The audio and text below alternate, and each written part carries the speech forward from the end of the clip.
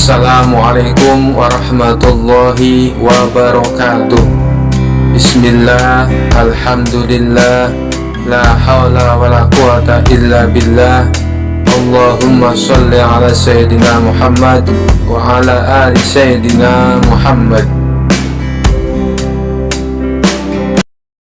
Kisah yang lucu mengenai Abu Nawas memang tidak ada habisnya. Seperti cerita mengenai Abu Nawas yang meminta jodoh.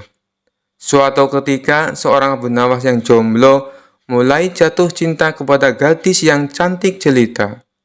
Abu Nawas begitu terpesona kepada wanita cantik, pintar, dan juga ahli ibadah. Beliau begitu berambisi untuk memperistri gadis solehah itu. Cintanya yang begitu dahsyat dan membara membuat Abu Nawas berdoa kepada Allah. Ya Allah, jika memang gadis itu baik untukku, dekatkanlah kepadaku. Tetapi jika menurutmu ia tidak baik untukku, tolong ya Allah. Sekali lagi tolong, pertimbangkan lagi ya Allah. Pinta Abu Nawas dengan menyebut nama gadis tersebut. Dan terkesan memaksa kepada Allah Subhanahu wa Ta'ala. Abu Nawas memanjatkan doa-doa itu setiap selesai sholat 5 waktu. Tanpa henti dan terus bersungguh-sungguh. Selama berbulan-bulan ia menunggu tanda-tanda dikabulkan doanya. Berjalan lebih dari 3 bulan, Abu Nawas merasa doanya belum kunjung dikabulkan Allah. Dia pun mulai introspeksi diri. Mungkin Allah belum mengabulkan doaku karena aku kurang pasrah atas pilihan doaku, ujarnya. Kemudian Abu Nawas bermunajat lagi. Tapi kali ini ia berganti strategi. Doa itu tidak diembel-embeli nama si gadis cantik itu. Apalagi sampai maksa Allah mengabulkan doanya. Abu Nawas lalu berdoa, Ya Allah, berikanlah istri hamba yang terbaik. Berbulan-bulan ia terus memohon kepada Allah, namun Allah belum juga mendekatkan Abu Nawas dengan gadis pujaannya. Bahkan Allah juga belum mempertemukan Abu Nawas dengan wanita yang hendak diperistrinya. Lama-lama ia mulai khawatir juga. Akhirnya Abu Nawas memutar otak lagi bagaimana caranya berdoa dan bisa cepat terkabul. Abu Nawas memang manusia cerdas, tidak kehabisan akal. Ia pun merasa perlu sedikit diplomatis kepada Allah. Abu Nawas pun mengubah doanya. Ya Allah, kini aku tidak minta lagi untuk diriku. Aku hanya minta gadis cantik sebagai menantu ibuku, yang sudah tua dan sangat aku cintai ya Allah. Sekali lagi bukan untukku ya Allah, maka berikanlah ia menantu. Demikianlah doa Abu Nawas. Dasar Abu Nawas, pakai membawa nama ibunya segala. Padahal permintaannya itu tetap saja untuk dirinya. Padahal Allah Maha Tahu, tidak bisa diakali siapapun. Tapi mungkin karena keikhlasan dan keluguan Abu Nawas tersebut, Allah pun menjawab doanya. Akhirnya Allah mentakdirkan wanita cantik dan soleh tersebut menjadi istri Abu Nawas. Abu Nawas adalah orang yang sangat sederhana. Meskipun ia dikenal dekat dengan Baginda Raja Harun al-Rasyid, tetapi kehidupan keluarganya cukuplah sederhana, tidak memiliki harta benda yang berlimpah.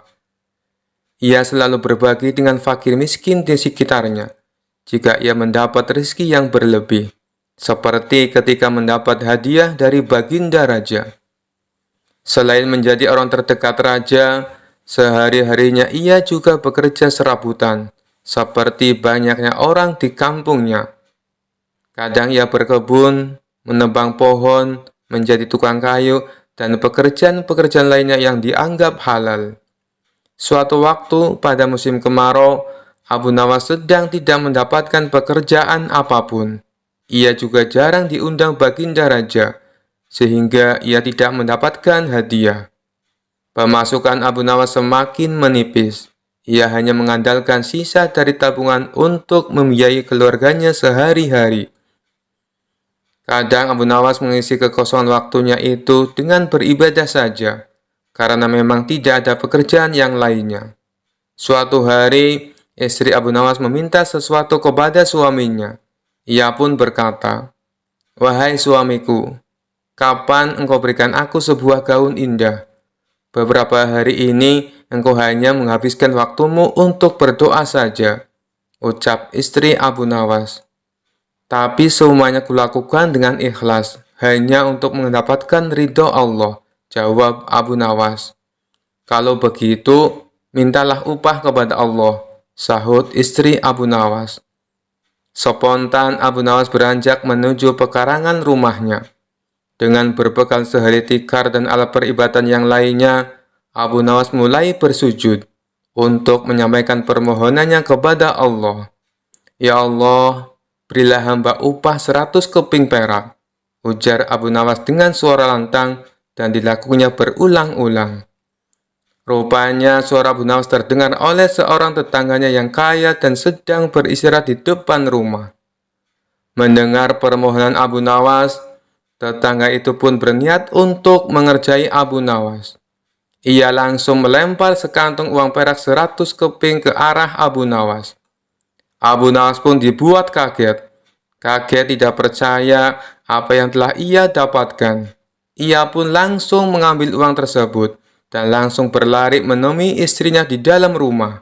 "Istriku, aku memang wali Allah dan aku baru saja mendapatkan upah dari Allah," kata Abu Nawas kegirangan. Melihat Abu Nawas sudah membawa lari uangnya, si tetangga pun tidak terima dan langsung menemui Abu Nawas untuk meminta uangnya kembali. "Hei Abu Nawas, kembalikan uang yang baru saja aku lemparkan tadi. Itu milikku," kata tetangganya itu. "Bagaimana mungkin uang itu milikmu? Aku memohon kepada Tuhan, dan uang yang jatuh itu pasti jawaban dari Tuhan," jawab Abu Nawas. Karena Abu Nawas tetap bersikeras tidak mau mengembalikan uang tersebut, tetangga usir itu pun memutuskan menyelesaikan permasalahan itu di pengadilan. Sehari setelah itu, Abu Nawas pun dipanggil ke pengadilan. Hakim mulai bertanya, "Hei Abu Nawas, engkau hadir di sini karena suatu perkara. Engkau telah disangka mengambil kepunyaan tuan ini," kata Tuan Hakim sambil menunjuk ke arah tetangga Abu Nawas. "Apa pembelaanmu, wahai Abu Nawas?" tambah Tuan Hakim. "Tetangga saya ini gila, Tuan Hakim. Ia pikir semua yang ada di dunia ini adalah miliknya. Coba tanyakan saja, misalnya jubah saya, keledai saya, tentu semua diaku sebagai miliknya," jawab Abu Nawas. "Tapi itu memang milikku," teriak tetangga yang kaget akan pernyataan Abu Nawas tersebut. Abu Nawas kemudian menceritakan seluruh kronologi kejadian tentang doa yang dilakukannya untuk mendapatkan uang 100 keping perak. Hakim akhirnya memutuskan jika Abu Nawas tidak bersalah dan uang itu adalah sah milik Abu Nawas karena ia sudah memohon kepada Tuhan dan uang itu jatuh sendiri kepadanya. Suatu hari, istana Baginda Raja kedatangan tamu sekelompok orang Syiah. Tujuan mereka adalah ingin menantang debat agama kepada para ulama di kota itu. Sebagai tuan rumah yang baik, tentu Baginda Raja menyambutnya dengan ramah. Setelah mereka dipersilahkan duduk, salah satu dari mereka berkata, "Maaf Paduka yang mulia, bukannya kami bermaksud kurang ajar, tapi kami hanya ingin menguji sampai seberapa tinggi ilmu agama para ulama di kota ini." Baginda Raja membalas, "Oh, tidak apa-apa. Justru saya malah tertarik, sekaligus bisa menambah wawasan ilmu agama." Baginda Raja lalu memanggil beberapa ulama kota Baghdad yang berilmu tinggi. Tapi sayangnya saat berdebat, tak ada satupun ulama Baghdad yang bisa menandingi keilmuan sekelompok orang Syiah. Kala itu Baginda Raja hampir saja menanggung malu. Pasalnya para ulama yang ia andalkan harus menelan kekalahan. Tiba-tiba penasihat istana membisikkan sesuatu ke telinga Baginda Raja. Kenapa tidak undang saja Abu Nawas? Orang seperti mereka pasti akan kewalahan menghadapinya. Ujar penasihat istana menyarankan. Usulan penasihat istana membuat Baginda Raja merasa mendapatkan angin segar. Ia pun langsung menyetujuinya. Kemudian Baginda Raja berkata kepada sekelompok orang Syiah, "Di kota ini masih ada seorang ahli ilmu yang juga tak kalah cerdas. Apakah kalian berani?" Tanya Baginda Raja. "Tentu saja, Paduka. Siapa orangnya? Segera hadirkan ke sini," tantang mereka. Maka diperintahkanlah beberapa pengawal istana untuk menjemput Abu Nawas di rumahnya. "Tuan Abu, Anda diperintah Baginda Raja untuk segera menghadap ke istana," kata salah satu pengawal. "Ada apa? Bukannya kemarin aku sudah ke istana," jawab Abu Nawas. "Benar, Tuan Abu, tapi kali ini Baginda Raja sangat membutuhkan Anda," balas pengawal. "Memangnya kenapa?" tanya Abu Nawas penasaran. "Di istana ada sekelompok orang Syiah. Mereka menantang debat ilmu agama kepada siapa saja," jawab pengawal. "Kenapa tidak undang saja para ulama? Tentu mereka lebih pandai daripada aku," ujar Abu Nawas. "Sudah, Tuan Abu, tapi mereka semua tidak bisa berkutik," kata pengawal. Akhirnya Abu Nawas pun terpaksa memenuhi panggilan Baginda Raja. Singkat cerita, sampailah Abu Nawas di istana. Di sana, nampaklah para ulama Syiah sedang duduk berkumpul di sebuah aula kerajaan. Tidak seperti biasanya, Abu Nawas memasuki aula sambil menenteng sandal miliknya. Melihat hal itu membuat Baginda Raja dan sekelompok orang Syiah dibuatnya terheran-heran. Kemudian sekelompok orang Syiah bertanya kepadanya, "Kamu ini aneh, kenapa kau tenteng sandalmu masuk ke dalam?" Dengan santainya Abu Nawas menjawab, "Saya teringat peristiwa zaman Rasulullah masih hidup. Para kelompok Syiah suka mencuri sandal, makanya saya bawa masuk, takut sandalnya hilang." Jawaban Abu Nawas tersebut sontak membuat sekelompok orang Syiah semakin bertambah heran. Begitu juga dengan Baginda Raja. "Kamu jangan ngarang cerita palsu. Zaman Rasulullah, ajaran Syiah belum ada," protes mereka. "Kalau begitu, diskusi perdebatan kita selesai. Dari mana ajaran agama Islam kalian? Kalau di zaman Rasulullah saja belum ada Syiah," balas Abu Nawas. Kemudian Abu Nawas langsung lawyer pergi meninggalkan mereka.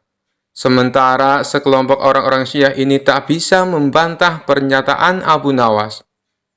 Baginda Raja yang menyaksikan hal itu seketika tertawa terpingkal-pingkal sembari memuji kecerdasan Abu Nawas. Diceritakan suatu hari Baginda Raja mengundang beberapa ulama berkumpul di istananya. Tentu saja Abu Nawas juga hadir dalam pertemuan tersebut. Tujuan Baginda Raja mengundang mereka untuk membahas tentang berbagai masalah hukum agama. Dengan begitu, beliau tetap bisa menimba ilmu tanpa harus meninggalkan istananya. Ulama fikih menyampaikan keilmuannya seputar halal haram dalam hukum agama Islam.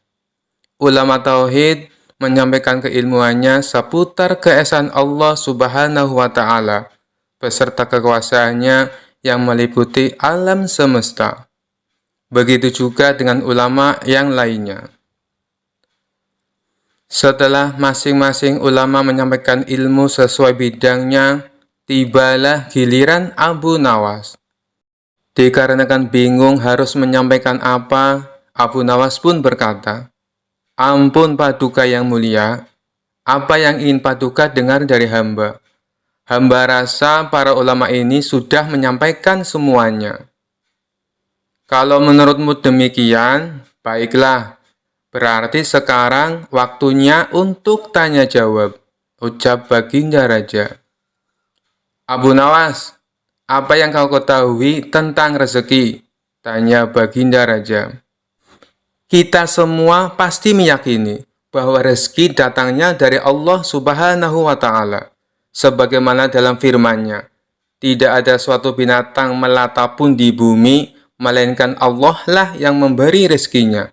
Jelas Abu Nawas. Rezeki itu bisa datang dari mana saja, Paduka. Kita sebagai manusia cukup bertawakal dengan benar. Niscaya rezeki akan datang kepada kita. Lakukan yang menjadi bagianmu. Selanjutnya, biarkan Allah yang mengurus lainnya. Ini berdasarkan hadis Nabi yang berbunyi, andai kalian bertawakal kepada Allah sebenar-benar tawakal, niscaya Allah akan berikan rezeki kepada kalian. Sebagaimana Dia memberikan rezeki kepada burung yang pergi dalam keadaan lapar, lalu pulang dalam keadaan kenyang. Papar Abu Nawas. Ternyata pandangan Abu Nawas mengenai rezeki tidak sama dengan para ulama yang hadir. Wahai Abu Nawas, seandainya seekor burung tidak keluar dari sangkarnya, bagaimana mungkin ia akan mendapatkan rezeki? Tanya salah satu ulama. Untuk mendapatkan rezeki dibutuhkan usaha dan kerja keras, Abu Nawas. Rezeki itu tidak datang sendiri, melainkan harus dicari dan didapatkan melalui sebuah usaha. Timpal ulama yang lain. Tapi Abu Nawas bersikukuh dengan pendapatnya, sehingga terjadilah sedikit perdebatan di antara mereka. Tidak ingin debat berkepanjangan, Abu Nawas lalu berkata, begini saja, besok kita berkumpul lagi di sini. Buktikan pendapat kalian di hadapan Paduka Raja. Para ulama pun sepakat dengan tawaran Abu Nawas tersebut. Abu Nawas dan para ulama kemudian pamit kepada Baginda Raja meninggalkan istana. Setelah berpamitan kepada Baginda Raja, Abu Nawas pun segera pulang ke rumahnya, sebab ia harus mengajar murid-muridnya. Sementara para ulama tersebut sibuk mencari cara untuk membuktikan pendapat mereka. Sampai pada akhirnya, saat berjalan pulang menyusuri sebuah desa, para ulama melihat penduduk setempat sedang panen buah kurma. Kemudian, terbesitlah niatan untuk membantu warga. Setelah selesai dengan pekerjaannya, para ulama ini mendapat imbalan beberapa ikat buah kurma dari warga setempat. Mereka senang bukan main. Para ulama itu senang bukan karena mendapatkan kurma, tetapi memiliki alasan untuk menyampaikan kepada Abu Nawas dan Baginda Raja bahwa pendapat mereka soal rezeki adalah benar. Kita mendapatkan buah kurma karena berusaha dan bekerja. Sedangkan Abu Nawas hanya diam di rumah. Mana mungkin dia mendapatkan kurma? Ini menunjukkan bahwa rezeki bisa didapat bila mencarinya dan bekerja.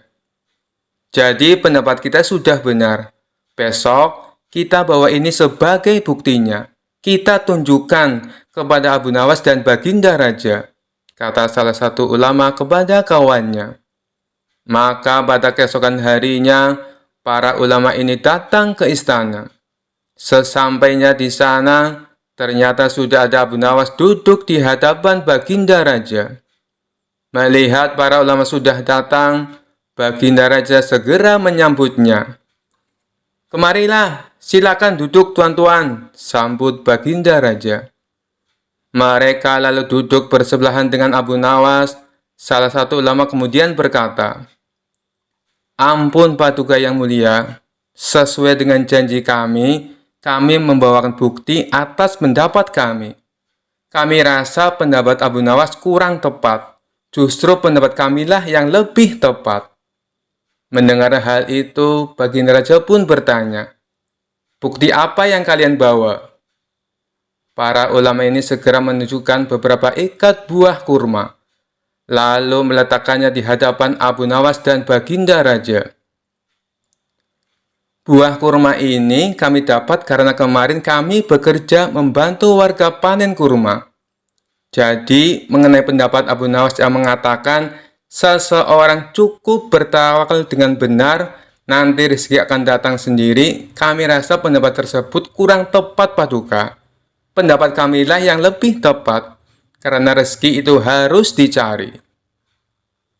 Seandainya kami tidak bekerja membantu warga, kurma ini tentu tidak akan sampai di tangan kami. Sedangkan Abu Nawas kemarin hanya berdiam diri di rumah. Apakah Abu Nawas mendapat kurma seperti kami? Tentu saja tidak, Paduka. Karena kemarin Abu Nawas tidak bekerja, kata ulama menjelaskan. Yang kalian katakan itu benar sekali. Aku sependapat dengan kalian, sahut Baginda Raja. Bagaimana denganmu, Abu Nawas? Apakah kamu masih membantahnya? Tanya Baginda Raja. Mendengar hal itu, Abu Nawas hanya tersenyum seraya mengambil kurma dan mencicipinya. Kemudian ia berkata, "Kemarin aku memang hanya di rumah seharian, karena aku harus mengerjakan tugasku sebagai guru, yaitu mengajar murid-muridku. Hari ini, saat kalian bercerita tentang kurma, tiba-tiba saya jadi kepengin. Alhamdulillah, kalian datang bukan hanya membawa ceritanya, tapi juga buah kurmanya untukku. Bukankah ini juga bagian dari rezeki yang datang tanpa sebab? Seperti yang hamba ucapkan dulu, Paduka, cukup dengan tawakal yang benar kepada Allah. Niscaya Allah akan berikan rezeki. Lakukan yang menjadi tugasmu. Selanjutnya, biarkan Allah yang mengurus lainnya.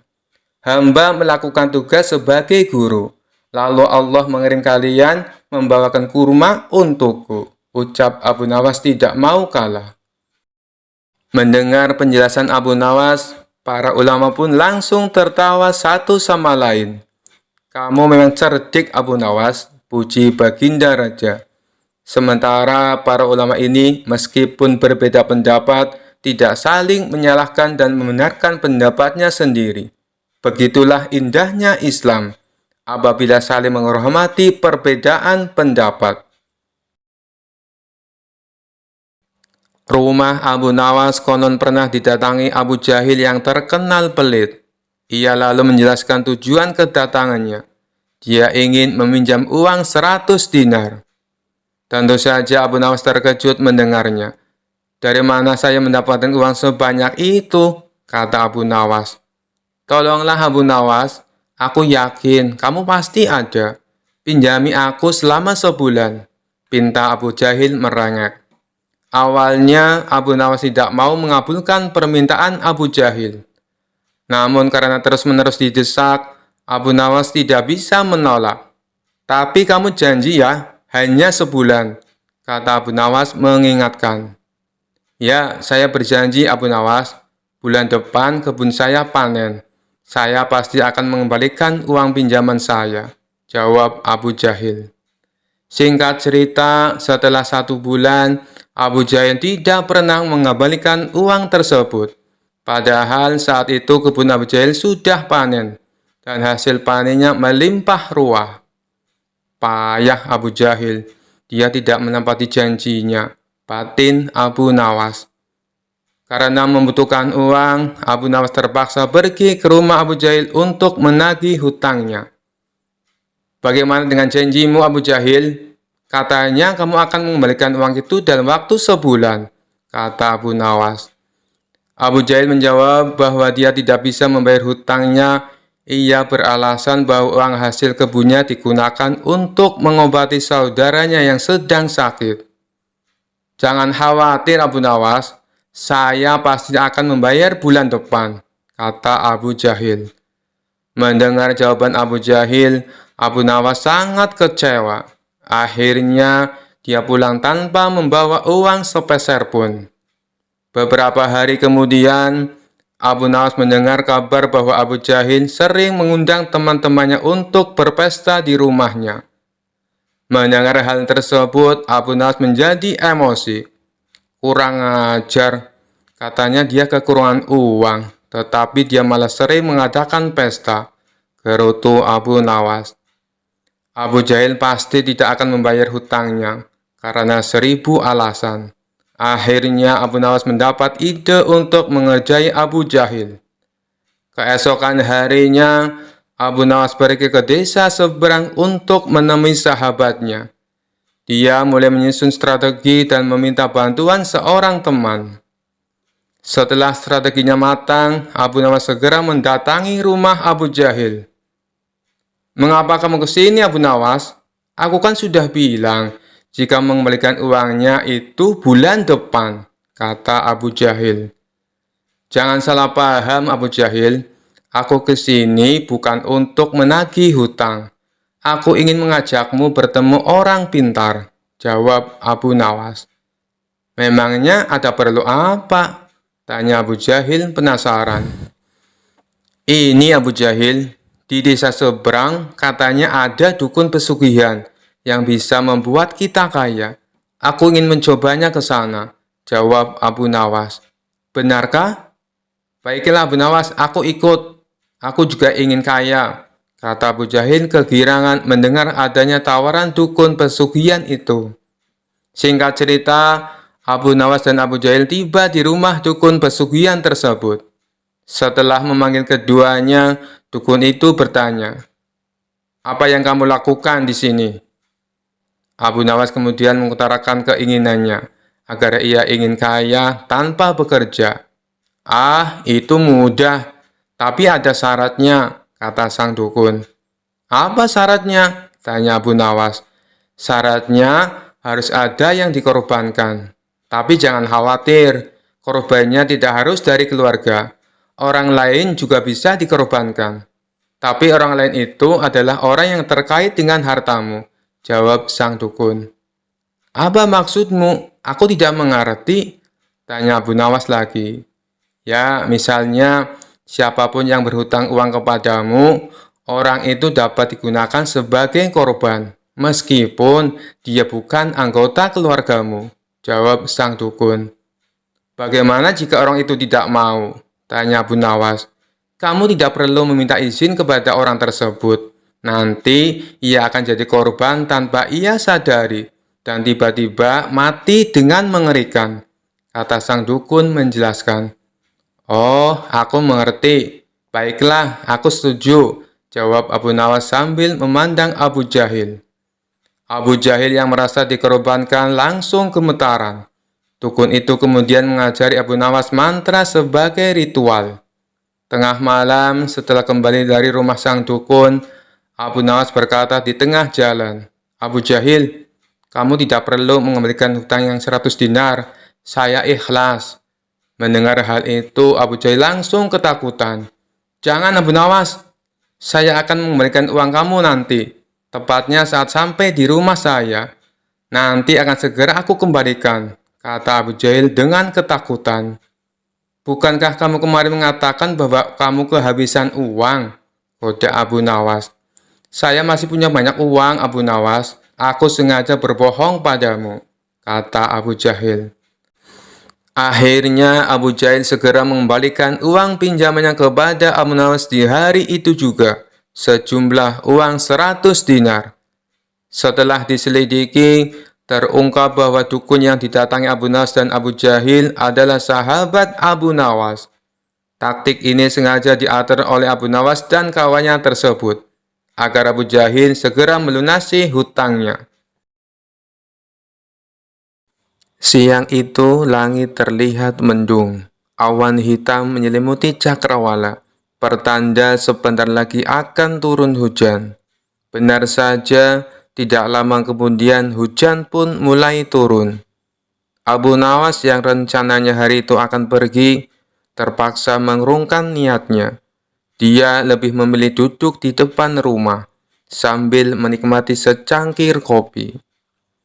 Ketika Abu Nawas sedang memandangi hujan, tiba-tiba pandangannya tertuju pada sosok Abu Jahil tetangganya. Abu Jahil terlihat berlari tergesa-gesa menuju rumahnya sendiri. Sifat usil Abu Nawas pun muncul ingin meledek Abu Jahil. "Hai pelit, kenapa kau berlari tergesa-gesa?" teriak Abu Nawas kepada Abu Jahil dengan sebutan pelit. "Biar tidak kehujanan. Saya kan pakai jubah yang mahal. Sayang kalau sampai basah kena air hujan," kata Abu Nawas sambil meledak. Sungguh bodoh, ada saja orang yang lari dari rahmat Allah, balas Abu Nawas tak mau kalah. Maksudmu apa Abu Nawas? Siapa yang lari dari rahmat Allah? Tanya Abu Jahil tidak terima. Bukankah hujan itu rahmat? Kenapa kau malah menghindarinya? Tanya balik Abu Nawas. Mendengar itu, Abu Jahil tidak bisa berkata apa-apa. Ia kemudian masuk ke dalam rumah dan menutup pintunya dengan keras. Sementara Abu Nawas tertawa terkekeh-kekeh melihat ulah Abu Jahil tersebut. Beberapa hari kemudian, ketika Abu Nawas sedang nongkrong di warung, ia merasakan sebentar lagi akan turun hujan. Ternyata dugaan Abu Nawas tepat. Rintik gerimis mulai turun dari langit. Ia pun teringat cucian baju di rumahnya yang sedang dijemur. Saat itu juga, Abu Nawas berlari dengan tergesa-gesa agar secepatnya tiba di rumah. Kebetulan, saat itu Abu Jahil sedang duduk di depan rumahnya. Melihat Abu Nawas berlari tergesa-gesa di tengah gerimis, Abu Jahil berteriak kepadanya, "Hai Abu Nawas, apakah kau lupa dengan tempo hari? Jangan lari dari rahmat Allah, jangan pula menghindarinya," kata Abu Jahil meledek Abu Nawas. Mendengar teriakan itu, Abu Nawas pun kaget dan merasa kata-katanya tempo hari dibuat serangan oleh Abu Jahil. Namun Abu Nawas yang cerdas dan cerdik tentu tak kehilangan akal untuk memberikan jawaban. Siapa yang lari dari rahmat Allah? Justru aku menghormatinya. Aku lari tergesa-gesa agar tidak menginjak rahmat Allah dengan kakiku, balas Abu Nawas. Mendengar jawaban tersebut, muka Abu Jahil menjadi kecut. Niatnya mau meledak malah ia sendiri yang kembali kena. Kurang ajar Abu Nawas. Ada saja jawabannya. Batin Abu Jahil menahan emosi. Setelah Abu Nawas mengambil jemuran bajunya, ia duduk di depan rumah sambil memakan daging kambing. Ternyata Abu Jahil masih duduk di depan rumahnya sendiri. Melihat Abu Nawas makan daging kambing, Abu Jahil kembali meledek. "Hei Abu Nawas, jangan kebanyakan makan daging kambing, nanti cepat terkena darah tinggi," teriak Abu Jahil. "Saya kira Allah lebih tahu mana yang sedang terkena penyakit darah tinggi," balas Abu Nawas cengengesan. Jawaban itu diungkapkan oleh Abu Nawas karena dia mengerti bahwa Abu Jahil masih emosi gara-gara jawabannya tentang hujan. Jawaban Abu Nawas tersebut spontan membuat Abu Jahil bertambah emosi. Ia pun langsung masuk ke dalam rumah dan kembali menutup pintunya dengan keras. Alkisah, suatu hari Abu Nawas sedang bepergian ke suatu tempat karena ada suatu urusan. Di dalam perjalanannya, ia melihat seorang pemuda yang hendak melompat dari sebuah jembatan. Kemudian Abu Nawas menghampiri pemuda tersebut sambil berteriak, "Jangan melompat dari tempat itu." Setelah sampai ke jembatan di mana pemuda tersebut berada, Abu Nawas langsung melontarkan pertanyaan. "Mengapa di usiamu yang begitu muda berpikir untuk terjun ke dalam air yang sangat dingin itu?" tanya Abu Nawas. "Karena bosan hidup," jawab pemuda tersebut. Tentu saja jawaban dari pemuda tersebut tidak bisa diterima oleh Abu Nawas begitu saja. Maka Abu Nawas pun kembali berkata, "Anak muda, dengarkan saya. Jika kamu terjun ke sungai itu, saya harus terjun juga menyusulmu untuk menyelamatkanmu. Air itu dingin sekali. Saya baru saja sembuh dari radang paru-paru. Tahu maksud saya bisa mati. Saya mempunyai istri dan anak. Apakah kamu mau hidup dengan beban pikiran seperti ini?" ujar Abu Nawas. "Tentu saja tidak," jawab pemuda itu kepada Abu Nawas. "Maka dengarkan saya. Jadilah orang baik-baik, bertobatlah, dan Allah akan mengampunimu.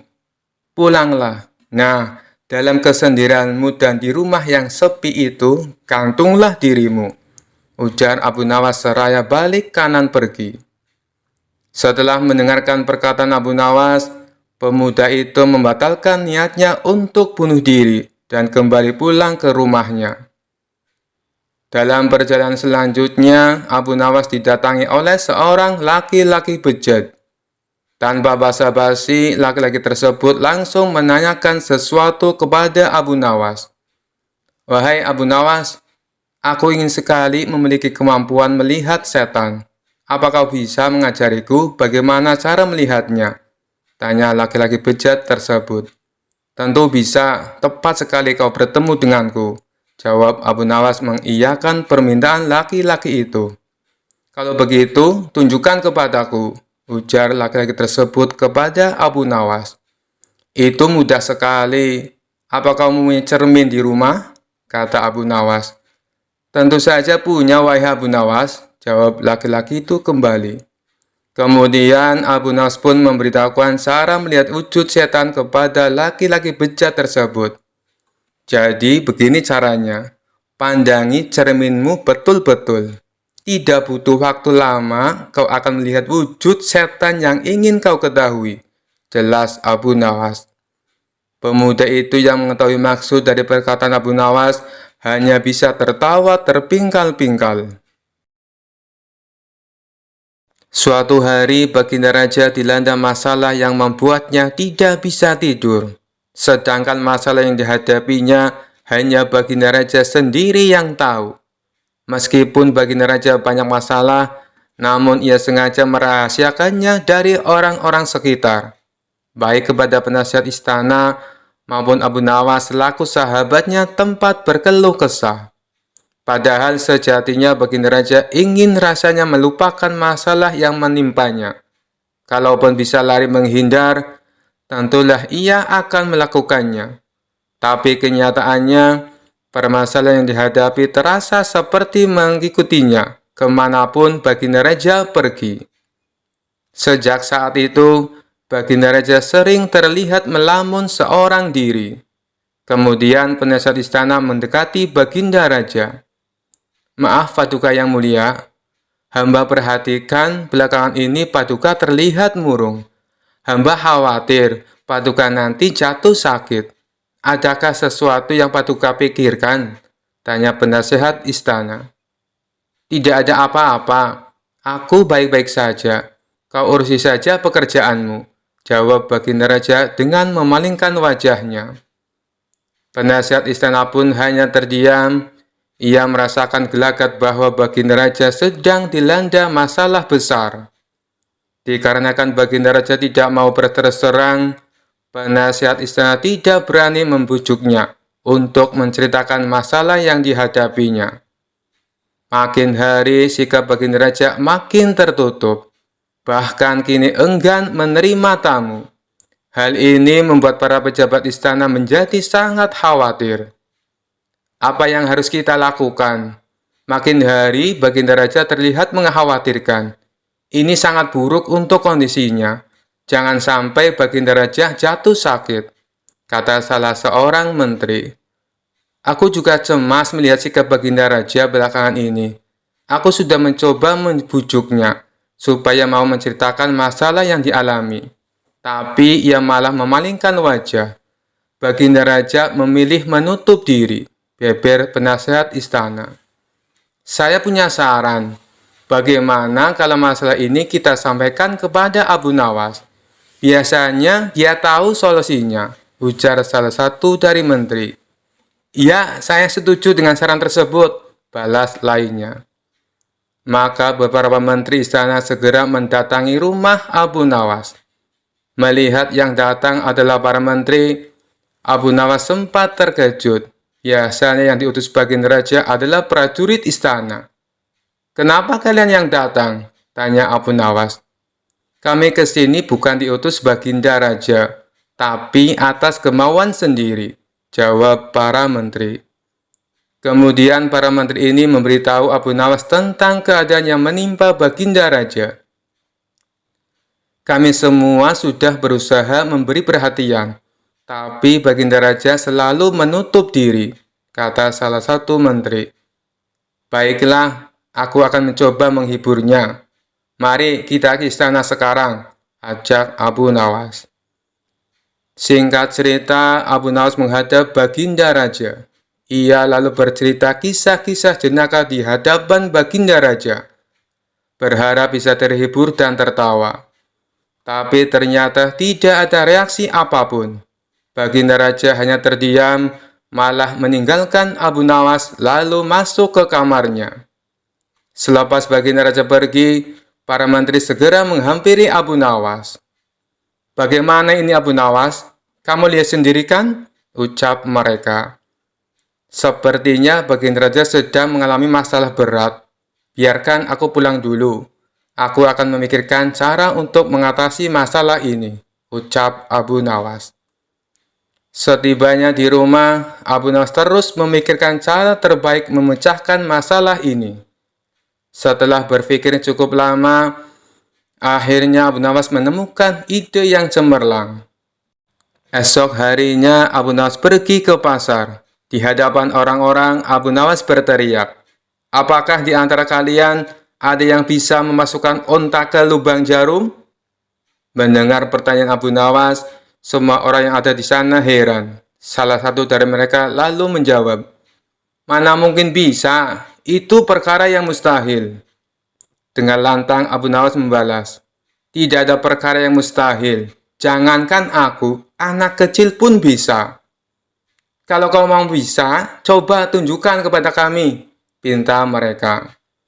"Maaf kawan-kawan, sayangnya aku hanya bisa membuktikannya bila di hadapan Baginda Raja," jawab Abu Nawas. Begitulah seterusnya, setiap ada keramaian orang ataupun perkumpulan, Abu Nawas selalu mengatakan hal yang sama. Akhirnya kabar tentang Abu Nawas bisa memasukkan unta ke lubang jarum, sampai juga hingga ke telinga Baginda Raja. Awalnya Baginda Raja tidak terlalu memperdulikannya, tapi lama-kelamaan timbul juga rasa penasaran pada dirinya.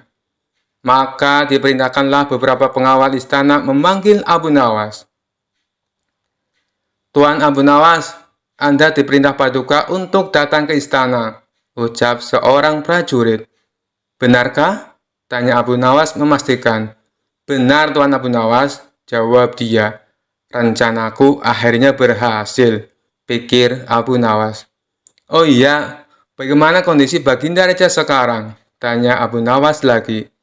"Baginda masih sering mengurung diri dan sering tampak termenung," jawab salah satu prajurit. "Baiklah, aku akan ke sana sekarang," balas Abu Nawas. Tidak lama kemudian, Abu Nawas sampai di istana menghadap Baginda Raja. "Wahai Abu Nawas, aku dengar kau bisa memasukkan seekor unta ke lubang jarum. Kau bersedia membuktikannya bila di hadapanku. Benarkah itu?" tanya Baginda Raja.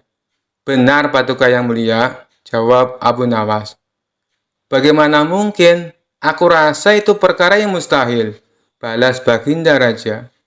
"Di dunia ini tidak ada yang mustahil, Paduka," ujar Abu Nawas. "Baiklah, sekarang coba kau buktikan," perintah Baginda Raja. "Caranya mudah, Paduka. Kita tinggal membuat jarum yang lubangnya lebih besar daripada seekor unta. Dengan begitu, kita bisa memasukkannya dengan mudah. Bahkan anak kecil pun bisa," jawab Abu Nawas menjelaskan. "Kalau caranya seperti itu, semua orang pun bisa melakukannya. Berarti kau telah menipu semua orang, termasuk aku," ucap Baginda Raja. "Hamba tidak pernah menipu siapapun, dan hamba juga tidak pernah menipu Paduka. Hamba tidak pernah mengatakan bahwa jarum hamba yang maksud adalah jarum kecil," balas Abu Nawas. "Iya, itu benar. Tapi apa maksud dari pernyataanmu ini?" tanya Baginda Raja. "Hamba hanya ingin mengatakan bahwa ada hikmah dari pernyataan ini," jawab Abu Nawas. "Hikmah? Hikmah dari mana?" tanya Baginda Raja heran. "Bukankah tadinya Baginda Raja tidak percaya kalau hamba bisa memasukkan unta ke lubang jarum. Tapi setelah hamba jelaskan, baginda raja baru mempercayainya. Begitu juga dengan permasalahan yang sedang kita hadapi.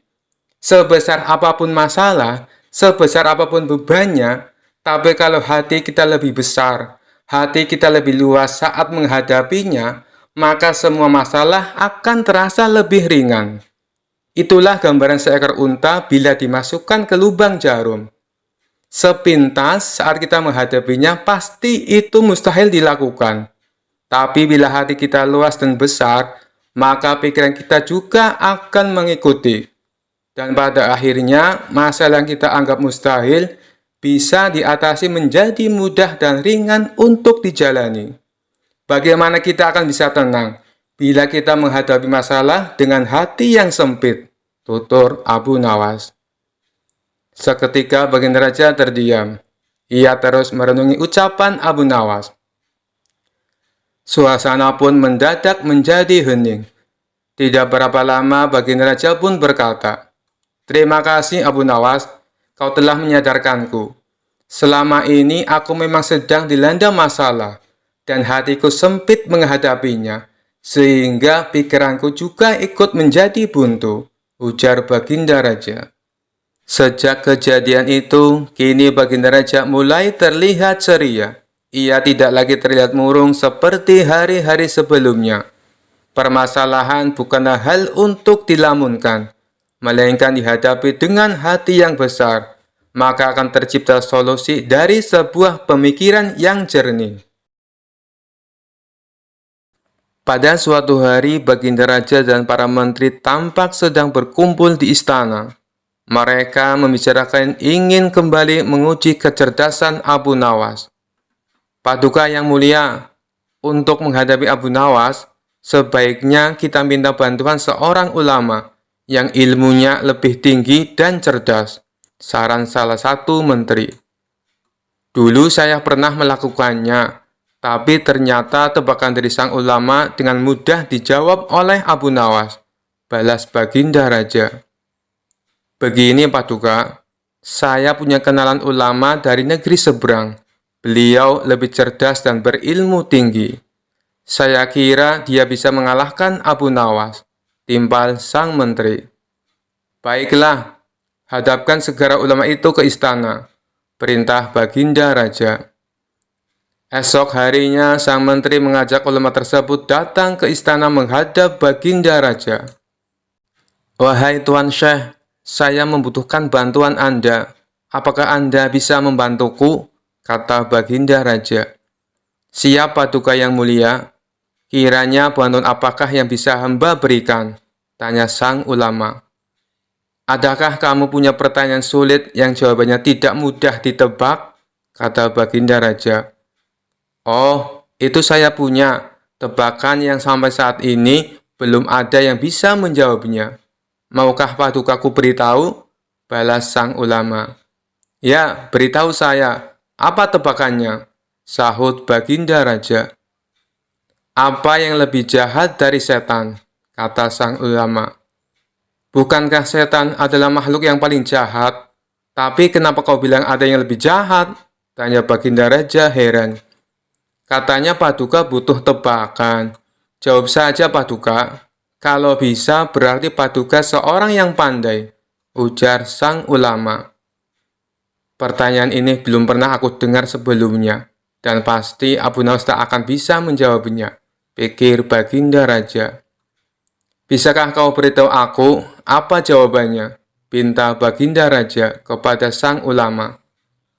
"Maaf Paduka yang mulia, tapi saya tidak akan memberitahu kepada siapapun," balas sang ulama.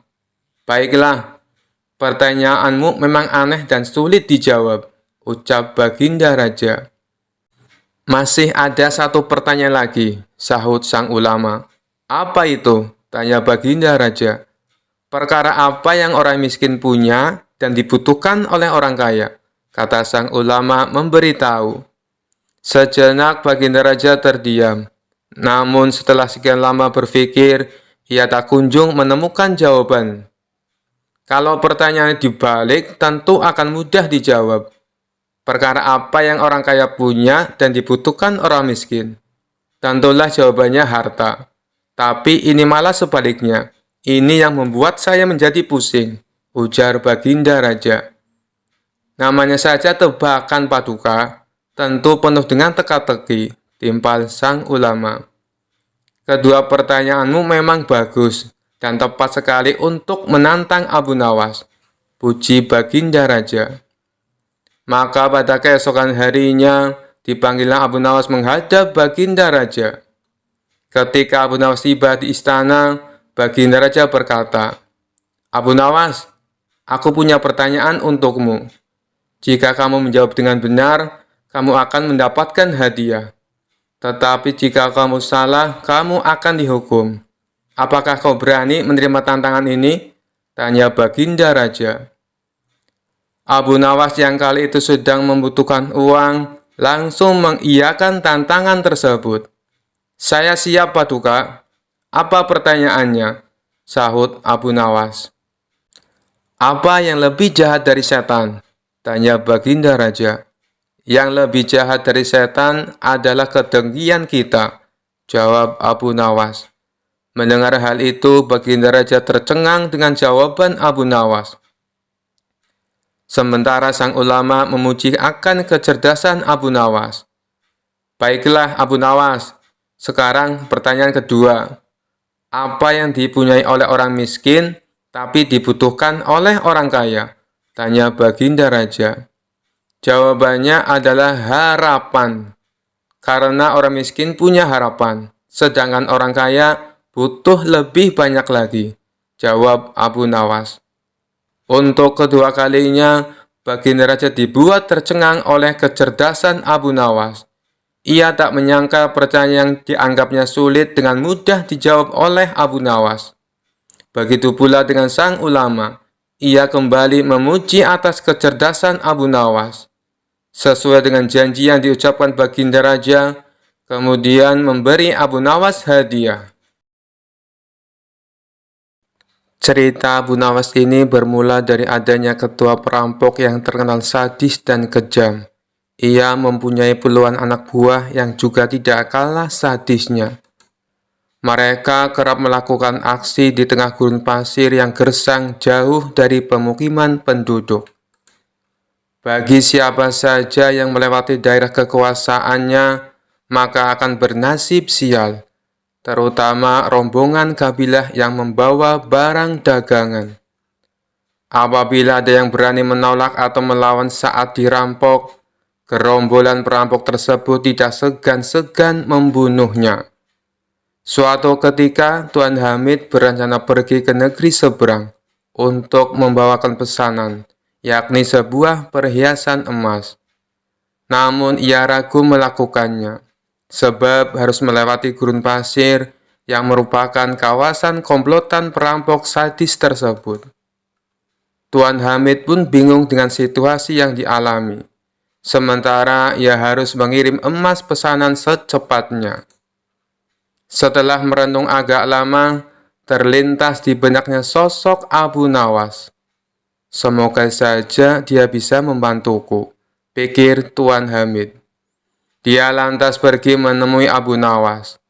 Sesampainya di rumah Abu Nawas, Tuan Hamid lalu mengungkapkan permasalahannya. Wahai Abu Nawas, aku bingung dengan situasi yang sedang aku alami. Barangkali kamu bisa membantuku, ujar Tuan Hamid. Masalah apa yang membuatmu bingung? Tanya Abu Nawas. Begini Abu Nawas. Besok aku harus mengirim perhiasan emas ke negeri seberang. Tapi aku takut karena harus melewati gurun pasir yang menjadi tempat komplotan perampok sadis. Aku dengar siapapun yang melewati daerah itu pasti hartanya dirampok sampai ludes. Kalau menolak akan dibunuh, ucap Tuan Hamid. Menurutmu apa yang harus aku lakukan? Tanya Tuan Hamid mengimbuhkan. Sejenak Abu Nawas terdiam. Dalam hati ia berkata, mereka memang perampok yang sadis. Aku dengar tidak ada yang bisa selamat melewati daerah itu, kecuali dengan pertolongan Allah Subhanahu wa Ta'ala. Ya sudah, begini saja Tuan Hamid. Aku akan membantumu. Biarkan aku yang melakukan tugas itu, ucap Abu Nawas. Maksudmu, kau yang akan mengantar emasnya? Tanya Tuan Hamid. Benar Tuan Hamid, itu pun kalau Tuan mengizinkan, jawab Abu Nawas. Tentu saja Abu Nawas, aku justru berterima kasih. Kalau kau berhasil menjalankan tugas ini, akan aku beri hadiah, kata Tuan Hamid kegirangan. Singkat cerita, berangkatlah Abu Nawas membawakan emas Tuan Hamid. Dia ikut rombongan kabilah besar yang sama-sama menuju negeri seberang. Saat tengah malam tiba, sampailah mereka di tengah gurun pasir yang merupakan daerah komplotan perampok sadis. Dari kejauhan, Abu Nawas melihat ada gubuk kecil yang dihuni oleh satu orang. Maka terlintaslah di benaknya sebuah ide untuk menyelamatkan emas yang dibawa. Sebelum dihadang para perampok, lebih baik aku titipkan emas ini kepada orang penghuni gubuk itu, pikir Abu Nawas. Ia pun segera memisahkan diri dari rombongan dan berjalan menuju gubuk itu. Kawan, bolehkah aku menitip menggarang ini sebentar? Tanya Abu Nawas. Orang penghuni gubuk itu menjawab, "Oh, silakan, taruh saja di dalam."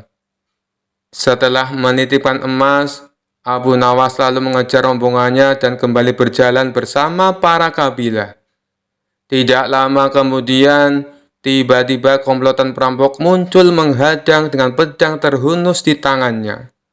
"Serahkan semua barang kalian. Jangan ada yang tersisa. Bila kalian melawan atau menolak, kami tidak segan-segan membunuh kalian," ancam komplotan perampok sadis itu. Rombongan kabilah pun terpaksa memberikan semua hartanya karena ketakutan akan dibunuh. Sedangkan Abu Nawas yang tidak membawa apapun hanya digeledah dan luput dari aksi perampokan.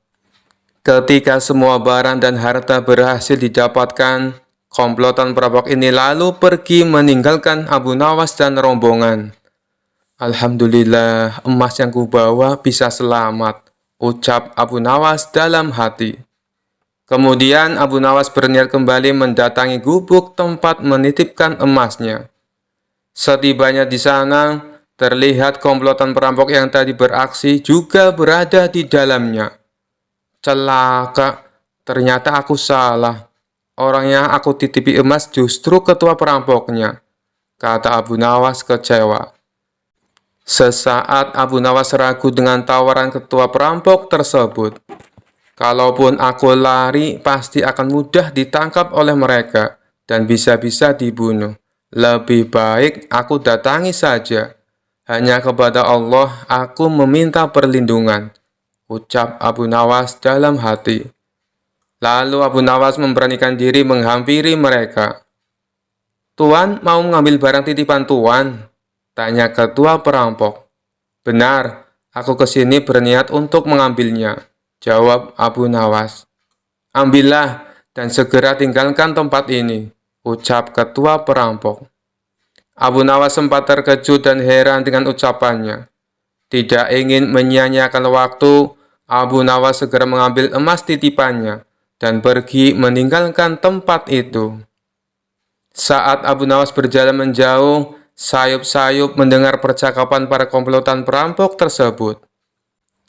"Kenapa Tuan membiarkan orang asing itu mengambil hartanya?"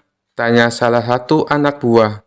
Sang ketua perampok menjawab, "Orang asing itu telah mempercayaiku, seperti aku mempercayai Allah akan menerima tobatku. Aku hargai kepercayaan orang asing itu agar Allah menghargai kepercayaanku pula." Mendengar hal itu, barulah Abu Nawas tahu bahwa sebenarnya si ketua perampok adalah orang yang ingin bertobat. Dikisahkan pada saat itu Harun al-Rasyid menunjuk kawannya untuk menjabat sebagai gubernur di kota Abu Nawas tinggal. Namun sayangnya orang yang ditunjuk ini menyalahgunakan jabatannya. Dengan sewenang-wenang dia memerintahkan para prajurit untuk menangkap para sastrawan yang dianggap pintar. Setelah beberapa sastrawan berhasil ditangkap, mereka dihadapkan kepada gubernur yang baru itu. Satu persatu di antara mereka ditanya oleh sang gubernur, "Menurutmu, saya gubernur yang adil atau zalim?" Tanya sang gubernur. "Anda adalah gubernur yang zalim," jawab sastrawan yang pertama. Sang gubernur terperanjat dengan jawaban tersebut. "Apa alasanmu?" tanya sang gubernur. "Karena Anda telah menangkap kami tanpa sebab," jawab sastrawan pertama. "Prajurit, masukkan dia ke dalam penjara. Besok dia harus dihukum mati," pinta sang gubernur. Sastrawan berikutnya dipanggil dan diberi pertanyaan yang serupa. "Menurutmu, saya gubernur yang adil atau zalim?" tanya sang gubernur. "Tuanku adalah gubernur yang adil," jawab sastrawan yang kedua. "Apa alasanmu?" tanya sang gubernur kembali. "Karena tuanku sangat memperhatikan rakyatnya," jawab sastrawan tersebut. "Kamu pembohong. Prajurit, masukkan dia ke dalam penjara. Besok dia harus dihukum mati," kata sang gubernur. Begitulah seterusnya, apabila dijawab adil ataupun zalim, sang gubernur tetap memberikan hukuman mati pada para sastrawan. Kemudian, beberapa sastrawan yang belum tertangkap mendatangi rumah Abu Nawas. "Tolonglah kami, Abu Nawas. Beberapa kawan kita dijatuhi hukuman mati," kata mereka penuh khawatir. Abu Nawas terkejut mendengarnya. "Kenapa gubernur melakukan hal itu? Bagaimana ceritanya?" tanya Abu Nawas heran. "Kami sendiri tidak tahu, Abu Nawas. Tanpa sebab, gubernur yang baru menangkapi para sastrawan di kota kita. Lalu mereka ditanya satu persatu, apakah dia gubernur yang adil atau zalim. Bila jawabannya zalim, akan dihukum mati. Bila jawabannya adil, juga tetap akan dihukum mati," kata mereka menjelaskan. "Pasti gubernur sakit. Dia sudah tidak waras," ucap Abu Nawas. "Itulah kenapa kita ke sini, Abu Nawas. Kita mendatangimu agar kau menyelamatkan kawan-kawan kita. Sebab rencananya besok kawan-kawan kita akan dihukum mati," tutur mereka. "Baiklah, aku akan ke istana gubernur sekarang juga. Kalian pulanglah," ucap Abu Nawas. Maka berangkatlah Abu Nawas ke istana. Sesampainya di tempat gubernur, Abu Nawas langsung menghadap sang gubernur. Melihat kehadiran Abu Nawas, sang gubernur langsung emosi. "Ngapain kau datang ke istanaku?" tanya sang gubernur. "Saya mendengar kabar Anda menyuruh beberapa prajurit untuk menangkapi para sastrawan pintar di kota ini. Tapi kenapa aku tidak ditangkap? Saya sangat tersinggung," jawab Abu Nawas. "Oh, jadi kamu menganggap dirimu bagian dari mereka?" tanya sang gubernur. "Tentu saja, masyarakat di kota ini tahu siapa aku. Aku adalah sastrawan terpandai di kota ini," balas Abu Nawas. "Baiklah, Algojo, tangkap Abu Nawas dan penggal lehernya," perintah sang gubernur. "Tunggu dulu, sebelum leherku dipenggal, perintahkan Algojomu agar jangan sampai merusak rambutku, sebab aku baru saja keluar dari tukang cukur," sahut Abu Nawas. Mendengar itu, sang gubernur langsung tertawa terpingkal-pingkal. "Itulah jiwa kesatria yang aku kagumi darimu. Aku mengampunimu, Abu Nawas," kata sang gubernur. "Bolehkah aku meminta satu permintaan?" tanya Abu Nawas. "Apa permintaanmu? Katakan saja," jawab sang gubernur. "Saya juga minta pengampunan untuk kawan-kawanku," pinta Abu Nawas. Sejenak sang gubernur terdiam. "Aku akan mengabulkan permintaanmu, tapi ada syaratnya. Kamu harus bisa menjawab 3 pertanyaanku," ujar sang gubernur. "Baik, Tuan, saya siap menjawabnya," sahut Abu Nawas. "Menurutmu, aku gubernur yang adil atau zalim?" tanya sang gubernur. Tuan bukan gubernur yang adil, bukan pula gubernur yang zalim. Orang-orang yang zalim itu adalah kita, sedangkan Tuan adalah pedang keadilan yang membalas kezaliman, jawab Abu Nawas. Luar biasa, jawabanmu sungguh menakjubkan Abu Nawas. Sekarang pertanyaan yang kedua, mana yang lebih bermanfaat, matahari atau bulan? Tanya sang gubernur. Matahari terbit di siang hari bersamaan dengan terangnya dunia, maka menurutku matahari kurang bermanfaat. Sementara bulan terbit di waktu malam yang menerangi dunia dan menjadikannya seperti siang, maka menurutku manfaat bulan lebih besar, jawab Abu Nawas. Sang gubernur pun tertawa dengan jawaban Abu Nawas, meskipun nyeleneh tapi masuk akal. Baiklah Abu Nawas, sekarang pertanyaan yang terakhir. Menurutmu warna angin itu apa? Tanya sang gubernur.